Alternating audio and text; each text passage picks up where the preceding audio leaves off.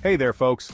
Today, let's dive into a hot button issue that has everyone talking. Is the President of the United States really calling the shots, or is there another power pulling the strings? First, let's rewind to a recent Supreme Court decision.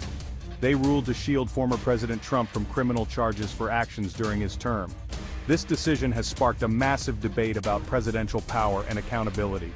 Critics are saying this ruling essentially places the president above the law, free to act without fear of legal repercussions.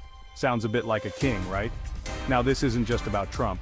Historically, US presidents have often acted with seeming impunity on the global stage. Think illegal wars and assassinations. But this latest ruling extends that immunity to actions within the US, potentially setting a dangerous precedent for future presidents. This lack of accountability has people calling for reform. Some are advocating for stronger ties with international courts or re-evaluating laws like the War Powers Resolution. The goal? To ensure that no one, not even the president, is above the law. Now let's flash back 50 years to the Watergate scandal. It forced President Nixon to resign and initially spurred bipartisan efforts to rein in presidential power and promote government transparency.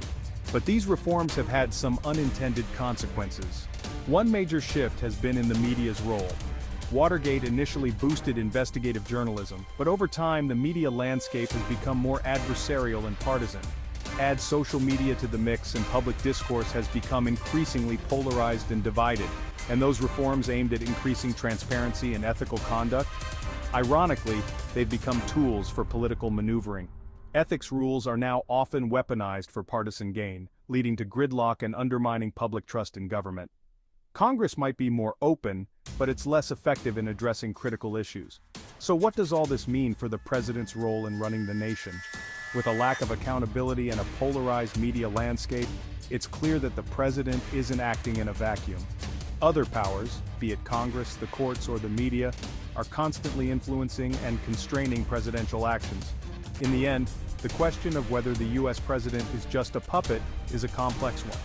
While the president wields significant power, they're also subject to a web of influences and constraints that shape their decisions and actions. So, what do you think? Is the president really running the nation, or is there more to the story? Drop your thoughts in the comments below. And don't forget to like, share, and subscribe for more deep dives into today's most pressing issues. Thanks for tuning in. Catch you next time.